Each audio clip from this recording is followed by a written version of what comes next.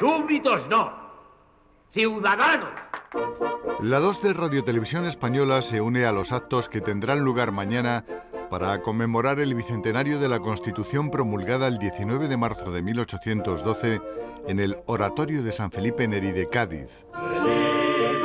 Les ofrecemos el documental de producción propia Viva la Pepa, así se conocía popularmente la Constitución por el día en que nació. La siguiente Constitución política. Nuestro compañero Manuel Armán escribe y realiza este interesantísimo trabajo divulgativo en el que se desvela la decisiva importancia de la primera Constitución de nuestra historia, fundamental para sacar a España de su atraso y enterrar rémoras atávicas como la Inquisición, al mismo tiempo de dotar de un marco referencial a las nuevas ideas que se asentaban en Europa. Sustituir la condición de súbditos por la de ciudadanos, proclamando la soberanía del pueblo, y modernizar un país instaurando unas libertades duramente conquistadas. En general, la libertad es algo por lo que hay que esforzarse, pero hay que esforzarse por ella no solamente para conseguirla, sino para mantenerla. El documental forma parte de una trilogía que le ofreceremos a lo largo de este año, centrando la segunda entrega en las repercusiones de la Constitución de 1812 y la tercera en la influencia de la Pepa en Hispanoamérica. España fue el tercer país del mundo en dotarse de una Constitución, tras Estados Unidos y Francia, con la excepción de Gran Bretaña, que no tenía texto constitucional escrito. La evocación que les invitamos a ver a continuación aporta materiales audiovisuales de diversa procedencia, algunos generados ex profeso para este proyecto y otros provenientes de series de ficción histórica de televisión española como Los desastres de la guerra de Mario Camus o Goya de José Ramón Larraz. Juan Sisinio Pérez Garzón, profesor de Historia de la Universidad de Castilla-La Mancha y autor del libro La Constitución de 1812, El nacimiento de la nación liberal, aporta sus reflexiones, al igual que el filósofo Fernando Savater, quien nos ayuda a apreciar la importancia de aquel periodo convulso que conviene conocer sobre todo para darnos cuenta de lo que costó conseguir las libertades básicas. ¿De nuestros injustos opresores? ¡Sí, juramos! Ser conscientes de nuestra historia para no repetir sus peores augurios. Les recomendamos que se dejen llevar por la reveladora narración de un tiempo fascinante.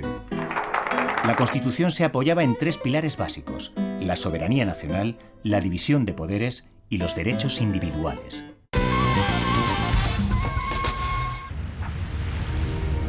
Cuando solo esta ciudad resistía al asedio del ejército invasor, cuando Cádiz fue España, un grupo de hombres tuvo que luchar contra el tiempo, la ignorancia y el miedo. Tuvo que enfrentarse a los golpes de toda una élite privilegiada. Tuvo que evitar las epidemias y sortear las bombas. Pero estaban decididos. Querían colocar a su país en la historia contemporánea. Don Fernando VII, por la gracia de Dios y la Constitución de la monarquía española, rey de las Españas, y en su ausencia y cautividad, la regencia del reino, nombrada por las Cortes Generales y Extraordinarias. A todos los que lo presente vieren y entendieren, sabed que las mismas Cortes han decretado y sancionado la siguiente Constitución política. Pero tan solo unos años antes, nadie hubiera podido predecir un acontecimiento como este. A principios del siglo XIX, Francisco de Goya retrató magistralmente a los decadentes personajes de la familia real española. El pintor fue testigo de una época que para los españoles no fue fácil. Entre hambrunas y epidemias, tuvieron que soportar las consecuencias del desastre económico provocado por el estancamiento de un régimen, el absolutismo borbónico. El pánico provocado por los sucesos revolucionarios que habían acabado con el antiguo régimen en Francia condicionó la actividad de todos los gobiernos de Carlos IV, más preocupados porque la Revolución Francesa no traspasara los Pirineos que por los problemas acuciantes que sufría España. Los representantes del pueblo francés, constituidos en Asamblea Nacional, declaran: Artículo 1. Todos los hombres nacen y permanecen libres e iguales en derechos. La Inquisición se convertía en una firme aliada de la policía para reprimir la libre difusión de las ideas. Se prohibía la lectura, venta y tenencia de todos aquellos libros considerados blasfemos y antimonárquicos, y se creaba un llamado cordón sanitario para impedir la llegada a España de una larga lista de autores considerados prohibidos. Y a la católica España le debo este sacrificio. España se erigía así en abanderada de la defensa de la monarquía y el catolicismo frente a la Francia revolucionaria. Pero Montesquieu, Rousseau, Voltaire, Hobbes, Burke o Locke eran leídos clandestinamente por algunos españoles que también aprobaban lo acaecido en Francia, aunque rechazaban el terror y los crímenes cometidos en aras de la libertad. Eran los llamados ilustrados, intelectuales que tuvieron gran protagonismo durante el reinado de Carlos III. Entre ellos se encontraba Gaspar Melchor de Jovellanos, autor del informe sobre la ley agraria, en el que abogaba por la liberalización del suelo. He investigado incluso varios autos de fe contra las brujas. Supersticiones impropias de estos tiempos. En este caldo de cultivo ideológico se formaron los hombres llamados a proclamar la primera Constitución española. Hace unos años hubo en París una gran exposición artística en el Gran Palais sobre la melancolía, ¿no? Sobre las representaciones de la melancolía a lo largo de los siglos. Y una de las aportaciones relacionadas con España era precisamente el famoso retrato de Jovellanos hecho por Goya. El hecho de que el gran ilustrado español sirviera para, como imagen de la melancolía, ya es una lección sobre lo que ocurre y lo que es la historia de España. En España la ilustración es pequeñita pero heroica. Es decir, quizá nuestros ilustrados no tienen el relumbrón que pueden haber tenido en Francia o en Escocia, en Inglaterra, etcétera, pero verdaderamente lucharon con dificultades grandes. La Iglesia, la Inquisición, la persecución de los disidentes, de los herejes, etcétera, etcétera, la amplia tradición de persecución herética que había en España hacía que aquí fuera muchísimo más complicado y muchísimo más arriesgado el defender ideas ilustradas. Alumno de Jovellanos en la Universidad de Salamanca, Manuel José Quintana se había afincado en Madrid para dedicarse a la abogacía, pero a principios del siglo XIX ya era conocido como poeta y dramaturgo. Por la tertulia que tenía lugar en su casa pasaron los intelectuales más renombrados del momento: Meléndez Valdés, José Marchena, Blanco White o Isidoro de Antillón. Este último ya había defendido públicamente la abolición de la esclavitud, un tema todavía tabú en la España de la época. Déjame ver esos papeles. Esto no os concierne, papá. Fernando, es tu rey quien lo ordena. El príncipe ha perdido la cabeza. Preparaba este inmundo memorial contra nosotros. Viles acusaciones en contra de sus padres.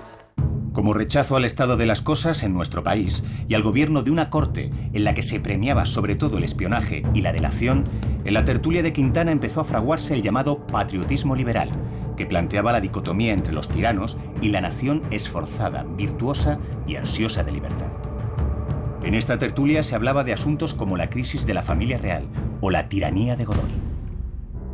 Gracias a su condición de favorito de la reina, Manuel Godoy tomó las riendas del Estado con tan solo 25 años. El oscuro origen de su llegada al poder y la torpeza de sus decisiones le proporcionaron pronto una gran impopularidad. Tras el fracaso de las políticas encaminadas a salvar la vida de Luis XVI, España le declara la guerra a Francia. Las consecuencias fueron ruinosas.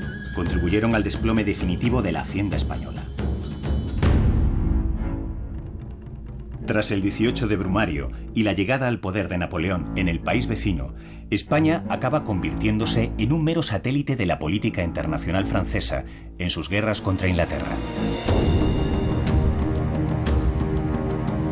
El desastre de Trafalgar, donde los ingleses derrotaron al ejército franco-español, acabó definitivamente con la supremacía marítima de España, lo que ponía en peligro el mantenimiento del imperio en América. En las colonias, por entonces, ya se empezaba a pensar que el imperio español no tenía sentido y practicaban el comercio clandestino con ingleses y holandeses. Para Cádiz, que era entonces centro del monopolio español del comercio con las Indias, esto iba a tener graves consecuencias. Los numerosos comerciantes de la ciudad, que a principios del siglo XIX era una de las más cultas y cosmopolitas de Europa, empezaban a preocuparse por el futuro. Las guerras por el poder entre los miembros de la familia real española fueron aprovechadas sabiamente por Napoleón. Por un lado, la reina María Luisa y Godoy. Por el otro, el joven príncipe de Asturias, celoso de los poderes que acumulaba el favorito. En torno a la figura del futuro Fernando VII se posicionaba la nobleza y el clero más reaccionarios. El trono es mío. Ambos bandos reclamaban el apoyo del emperador francés, convirtiéndose así en títeres de sus decisiones.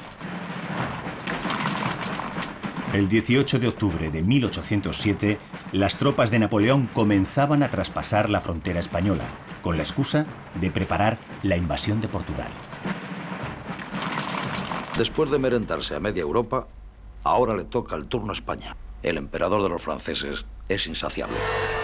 La oposición a la política de Godoy consiguió unir a campesinos, eclesiásticos, burgueses y nobles. Un grupo de estos últimos del partido fernandino, apoyados por la Guardia Real y la población de Aranjuez, donde se hallaban los monarcas, provocó la noche del 17 de marzo de 1808 un motín que intentaba impedir la salida del príncipe heredero.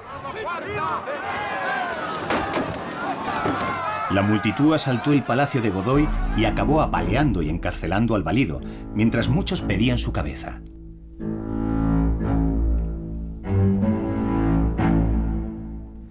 Carlos IV abdicaba al día siguiente en favor de su hijo, desde entonces Fernando VII. Pero Napoleón no acepta al nuevo rey. Aconsejado por su lugarteniente Murat, jefe de los ejércitos franceses de ocupación en Madrid, el emperador ahora pretende aprovechar las desavenencias en la Casa Real Española para acelerar la invasión de la península. El traslado de los reyes a Bayona y la petición que estos hacían a través de Napoleón de liberar oficialmente a Godoy encresparon aún más los ánimos populares.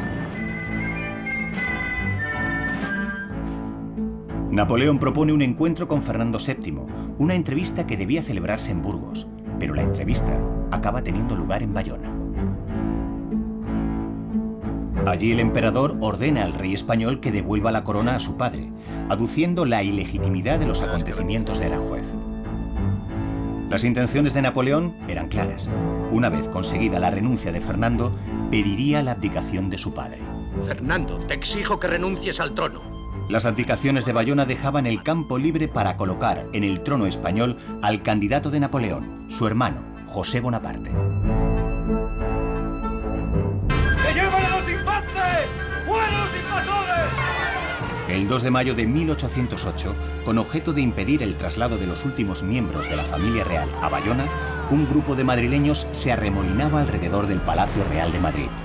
La descarga de los soldados franceses contra la multitud desarmada prendió la mecha de la revuelta, que se propagó por toda la capital.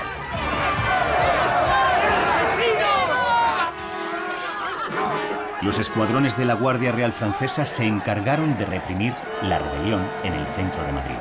Los mamelucos, empuñando la cimitarra, hicieron volar un centenar de cabezas tan solo en la Puerta del Sol, a lo que respondieron los madrileños acuchillando a caballos y jinetes. Solo los artilleros del Parque de Monteleón apoyaron la revuelta, sacando los cañones a la calle. Los capitanes Daoiz y Velarde lo pagaron con la vida.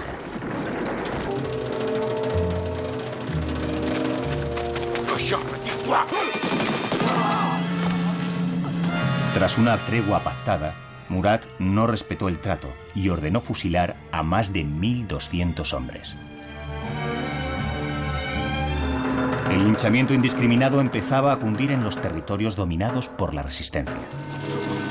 El ministro de Hacienda de Godoy, descubierto por unos campesinos manchegos en su huida, fue salvajemente asesinado. Y las masas enfurecidas en Cádiz hacen lo mismo con el general Solano, injustamente sospechoso de afrancesamiento. Mientras la guerra por la independencia se iba extendiendo a todo el territorio nacional, Napoleón prepara la que iba a llamarse Constitución de Bayona, por la cual debería regirse en adelante el Reino de España. Daremos a España su primera constitución. Y así, gracias a nuestra protección, España entrará en la era moderna. El 7 de julio, al jurar la Constitución napoleónica, José I Bonaparte se convirtió en el nuevo rey de España.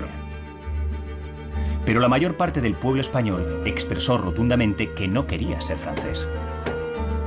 Y se unió como nunca lo había hecho antes para defender su identidad. En esta guerra por la independencia nace una nueva forma de lucha, la guerrilla. Los guerrilleros eran gente del pueblo que cogen las armas para defender su tierra y su casa contra el invasor. Entre ellos, algunos nombres como Juan Martín el Empecinado o Espoz y Mina pasarían a convertirse en mitos de la resistencia popular.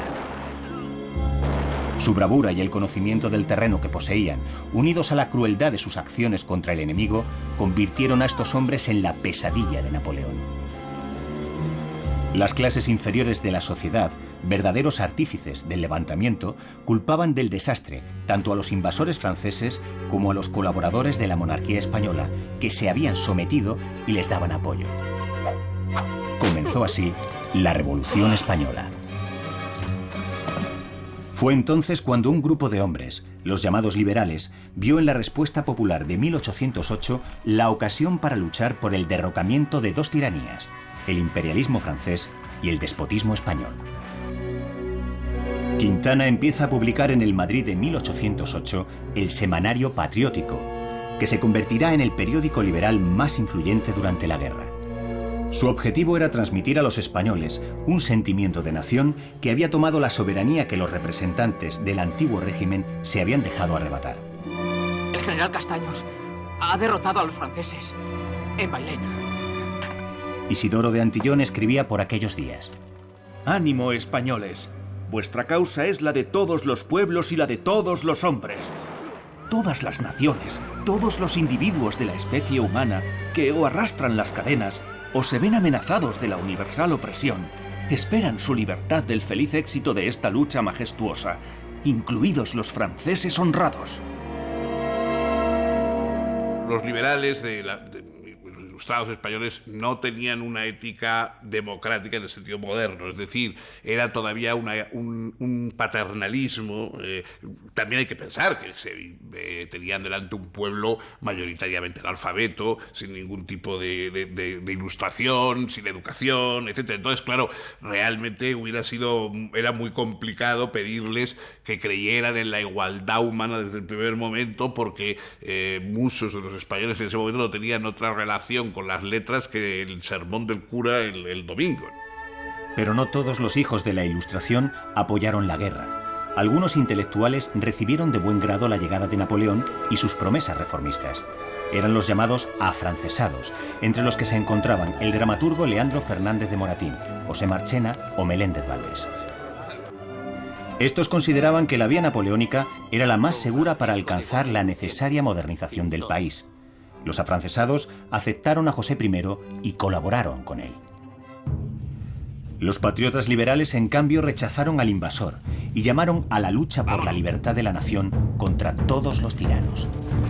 La libertad política siempre es algo que se conquista, es decir, algo que en principio no se tiene y que se reclama, se lucha por ello, a veces de una manera pacífica y puramente con la insistencia popular, otras veces pasando por movimientos violentos y sublevatorios, pero en general la libertad es algo por lo que hay que esforzarse, pero hay que esforzarse por ella no solamente para conseguirla, sino para mantenerla. Porque uno de los errores es creer que las libertades políticas, una vez conseguidas, están ya para siempre. No, están para siempre en nuestras cabezas o en nuestros ideales, pero en las instituciones pueden no estarlo.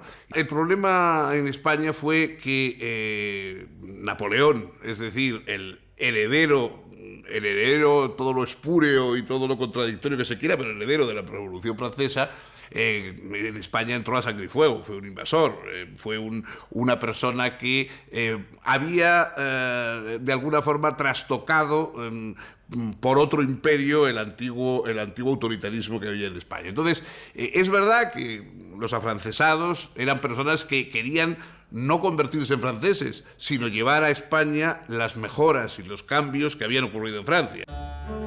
Como oposición nacional al aparato político bonapartista, se crearon las llamadas juntas provinciales, órganos de gobierno sustentados en la soberanía popular. Dentro de ellas, los liberales libraron una dura batalla contra los tradicionalistas y los defensores del absolutismo. Al asturiano Agustín de Argüelles, la Guerra de la Independencia le sorprendió en tierras británicas. Había sido enviado a Inglaterra por Godoy con la misión de establecer una alianza contra Napoleón y había fracasado en su intento. Pero su dominio del inglés le permitió conocer el régimen político británico, estudiar a fondo su constitución y trabar amistad con miembros del partido Whig. Ya por entonces, en Asturias, Flórez Estrada y el conde de Toreno formaban parte de la Junta Provincial del Principado cuando este último, que contaba solo 20 años de edad, fue enviado a Londres para solicitar ayuda económica y militar. Allí se encontraría con Argüelles, donde ambos reforzarían su amistad. A su regreso a España, Argüelles y el conde de Toreno se incorporan al trabajo en las juntas. Soñaban ya con un país cuya libertad y progreso debían estar amparados por una constitución basada en la soberanía de la nación. El 25 de septiembre se crea la llamada Junta Central, surgida de las juntas provinciales. Está presidida por Floridablanca y tiene su primera sede en Aranjuez. Una de sus tareas principales fue la de organizar el ejército español en 4 grupos que se repartían el territorio nacional, liderados respectivamente por Blake, Castaños, Vives y Palafox. Podemos comenzar, Sire.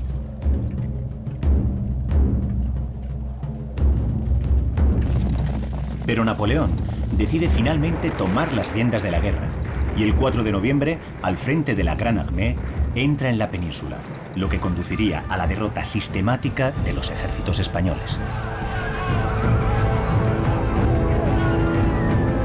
La Junta Central decide trasladarse a Sevilla. La salida de los junteros de Aranjuez no fue muy honrosa y algunos de sus miembros tuvieron que huir a pie, entre ellos su presidente, el conde de Floridablanca. Mientras huían, arreciaban las críticas, acusándoles de corrupción e ineficacia en la gestión de la guerra. Señores, el 30 de noviembre Napoleón se establecía en Chamartín. Y la ayuda militar prometida por Inglaterra empezaba a llegar con 20.000 hombres entrando en Salamanca. Así, a los saqueos protagonizados por los franceses se sumaban ahora los ingleses, que ebrios y brutales aniquilaban los pueblos por donde pasaban.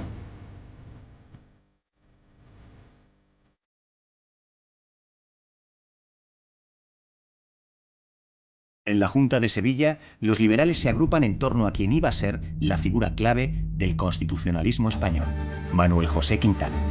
Quintana dio cuerpo a las ideas y a los razonamientos y construyó los cauces que condujeron al liberalismo español hacia las Cortes de Cádiz.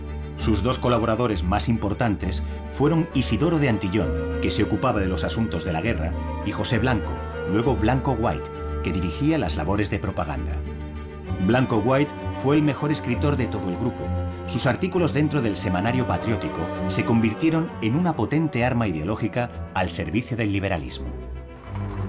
Arrojemos, dicen a los franceses, como si solo fueran los franceses los que nos abruman. Arrojemos a los franceses, como si después de arrojarlos estuviéramos seguros de ver establecer nuestros derechos en medio de la embriaguez del triunfo. Pero el proyecto liberal español se sustentaba sobre los mismos principios que habían inspirado a los revolucionarios franceses. Esto daba argumentos a quienes desde púlpitos y otros instrumentos propagandísticos empezaron a identificar a los liberales con los enemigos de Dios y de la monarquía. Aquellos que no querían ver mermados sus privilegios emprendían una batalla a muerte contra la acción modernizadora que preconizaba el proyecto constitucional. La llegada de los ejércitos ingleses al mando de Wellesley, Lord Wellington, dio un nuevo impulso a la guerra. Pero el único objetivo de Inglaterra era parar a Napoleón, y no veía con buenos ojos la creación de estos nuevos poderes populares, las juntas. Consideraban los ingleses que la división política no favorecía a los de Mallorca, y la marcha de Blanco White y Flórez Estrada a Inglaterra comenzó el largo exilio de los intelectuales españoles que se prolongaría hasta el gran éxodo de 1939. El caso de Blanco White es muy específico de una personalidad que se puede decir prácticamente se autoexilia de España en vista del absolutismo imperante y del atraso ideológico en el que se desenvolvía gran parte de las élites políticas. No volvió nunca, después volvió varias veces, pero incluso se volvió al exilio a Inglaterra porque él también tenía orígenes irlandeses. En el caso de los demás, de Flores Estrada y de Antillón, volvieron y fueron diputados a las Cortes de Cádiz y tuvieron un papel muy importante. Antillón sufrió en sus propias carnes la violencia y el fanatismo absolutista. Murió de las heridas de un asalto después de su intervención en las Cortes en 1813. Pero una segunda hornada vino a sustituir a estos pioneros en la lucha por la libertad. Entre ellos se encontraban Agustín de Argüelles y el conde de Toreno, seguidores de las ideas de Quintana, y el sacerdote ilustrado de origen extremeño Muñoz Torrero, entre otros. Estos hombres, cercados por las tropas francesas y con escasas posibilidades de éxito, se empeñaron en poner en marcha una reforma a fondo del país, convencidos de que la derrota militar era consecuencia del hundimiento de un sistema político anquilosado.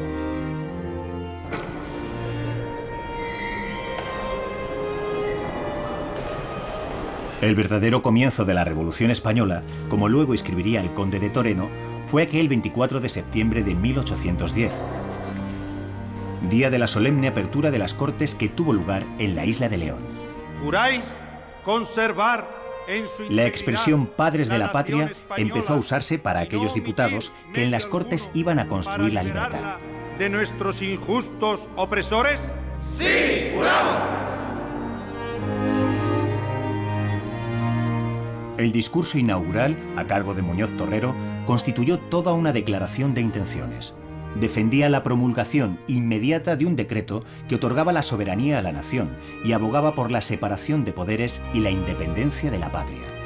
Asimismo, pedía el pronto restablecimiento de la corona española, reconociendo como único rey legítimo a Fernando VII, a quien se pediría la aceptación de la Constitución y su sometimiento a ella.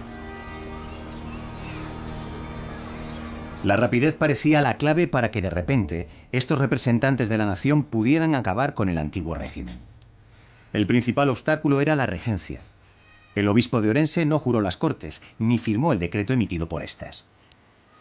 Se formaron así dos grupos antagónicos, los liberales y los serviles, estos últimos llamados así por defender los principios del absolutismo. Ambos se enfrentaron tanto dentro de las Cortes como en las calles de Cádiz, en una guerra propagandística sin precedentes. Las Cortes fueron un escenario en el que oradores, liberales o reaccionarios, debatían los grandes problemas del país mientras eran jaleados o abucheados por un público apasionado. Y estos debates se trasladaban a la ciudad a través de los periódicos. Hasta 60 llegaron a publicarse en el Cádiz entonces, que expresaban las más diversas posturas ideológicas. El diario que alcanzó mayor popularidad fue El Conciso, gracias a su estilo sencillo y directo. Los liberales ganaron las calles de Cádiz para su causa a través de la propaganda, porque sus esperanzas coincidían con las de la ciudad sitiada. Las plazas y los cafés se llenaron de tertulias políticas. Durante el asedio se dieron cita en Cádiz grandes ilustrados, políticos, literatos, militares y aristócratas. Las Cortes comenzaron sus trabajos proclamando la igualdad de los españoles peninsulares y ultramarinos. Pero el tema que provocó mayor división los primeros días de las Cortes fue el de la libertad de imprenta, que se saldó con una victoria escasa de los reformistas. El asturiano Flores Estrada reflexionaba de esta manera sobre ello. Desengañémonos. Sin libertad de imprenta no pueden difundirse las luces, y sin ellas ni puede haber reforma útil y estable, ni los españoles podrán jamás ser libres ni felices. Sin esta libertad el patriotismo se amortigua y desaparece. Es la única salvaguardia de la confianza y seguridad personales. En diciembre de 1810 se nombró la comisión encargada de preparar el proyecto de Constitución, y en febrero de 1811, alejándose de un brote de fiebre amarilla detectado en la isla de León, las Cortes se trasladan a Cádiz, al oratorio de San Felipe Neri, donde también estaban al resguardo de las bombas. Allí se aprobaba un decreto por el que se abolían los señoríos jurisdiccionales. Los terratenientes, temerosos de que las reformas pudiesen ir a más, se aliaron con la burocracia absolutista y la jerarquía eclesiástica y se agruparon en la llamada Gran Confederación, dispuestos a plantarle cara al nuevo régimen constitucional. A comienzos de marzo de 1811, una comisión comenzó a preparar un proyecto de constitución. Y el 2 de abril tuvo lugar el gran debate en las Cortes sobre la esclavitud. Unos días antes, el diputado mexicano Guridi había presentado una propuesta abolicionista que ni siquiera fue tramitada.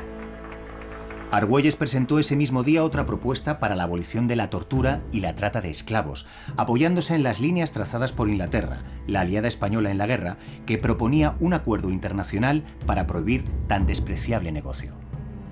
En el tema de la esclavitud tenían el miedo a perder el apoyo de las élites criollas que estaban ya en un proceso de independencia. Y la representación del Ayuntamiento de La Habana cortó el debate que se trató de abrir en las Cortes de Cádiz. Y además también empezó el ejemplo, la revolución, que en 1804 en Haití subvirtió radicalmente, en nombre de los principios liberales, la propiedad del esclavo. Entonces se pusieron en choque, chocaron, hablando en términos más rotundos, el concepto de libertad que propugnaban los liberales con el concepto de propiedad. La libertad de los esclavos significaba abolir la propiedad de algo que se consideraba hasta entonces un objeto. En el tema de la abolición de la esclavitud, los liberales perdieron la batalla, pero la ganaron en otros aspectos fundamentales. ¡Súbditos no! ¡Ciudadanos! La Constitución se apoyaba en tres pilares básicos: la soberanía nacional, la división de poderes y los derechos individuales. Los españoles dejarían de ser súbditos y se convertirían en ciudadanos, dueños de su destino, eso sí, si no eran mujer o esclavo africano o liberto, que no tenían los mismos derechos. Sobre la mujer hay un clamoroso silencio en toda la legislación liberal de la Corte de Cádiz, en la parte de José I y a lo largo del siglo XIX. Pero ocurrió en casi todas las revoluciones liberales. La paradoja es que la propia revolución liberal en sí misma lleva el principio de libertad y de igualdad, y hubo mujeres que ya la propugnaron. En España, en Cádiz, hubo grupos, la mujer del director del Robespierre español, que pujaron y trataron de abrir esa vía. La aristocracia tenía señoras pero absolutistas, y la mujer no existe como realidad política hasta más tarde. El romanticismo revolucionario de estos hombres, que animaban también a derrotar a Napoleón para librar a nuestro mundo del tirano, por fin daba su fruto. La Constitución de Cádiz era un texto muy extenso que constaba de 384 artículos. El discurso preliminar fue leído por Argüelles, ya conocido como el Divino por su manejo de la oratoria, y resumía los principios básicos del texto constitucional. La comisión encargada por las Cortes de extender un proyecto de constitución para la nación española, llena de timidez y desconfianza, presenta a vuestra majestad el fruto de su trabajo. Ardua y grave le había parecido desde un principio la empresa, mas todavía estaba reservado para sus sesiones tocar todas las dificultades, cuya magnitud a estado en poco no la hubiese desalentado y hecho desconfiar de poder llevar al cabo la obra. Así, con la primera Constitución española, se instauraba una monarquía parlamentaria con unas Cortes unicamerales elegidas por sufragio universal indirecto. Solo los tribunales tendrían competencias en la administración de la justicia. Se acababa con el régimen de exenciones fiscales de la nobleza y el clero, y los impuestos se repartían entre todos los españoles sin excepción. Se declaraba la libertad de imprenta, y se establecía también la obligación de que hubiese en cada pueblo al menos una escuela en la que se enseñara a leer y a escribir a los niños. Para la promulgación y juramento de la Carta se eligió el día 19 de marzo de 1812, en conmemoración de la fecha en que Fernando VII había subido al trono.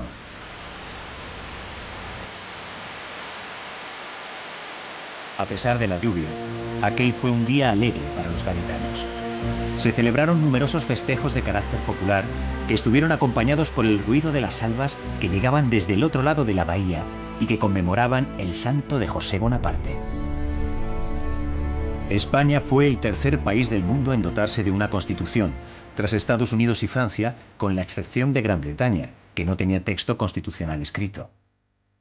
La Constitución, que sería posteriormente bautizada la Pepa por el día en que se promulgó, se tradujo inmediatamente al portugués, al francés, al inglés, al italiano y al alemán, y fue el modelo que inspiró los primeros movimientos constitucionalistas que tuvieron lugar en Portugal e Italia hacia 1820. También inspiró a los jóvenes oficiales rusos, los decembristas, que se levantaron contra el zar Nicolás I en 1825 en San Petersburgo. Finalmente, el Cádiz de 1812 fue una escuela política para todos aquellos hombres del otro lado del Atlántico que trasladarían después estos postulados para la construcción de los futuros estados independientes de Latinoamérica. Los acontecimientos que vendrían después iban a impedir que la Constitución del 12 se llevase a la práctica. Pero la Pepa marcó el camino de las reformas que necesitaba el país, y los conflictos que tuvieron lugar durante su elaboración seguirían siendo los protagonistas de la convulsa historia de España en las décadas siguientes.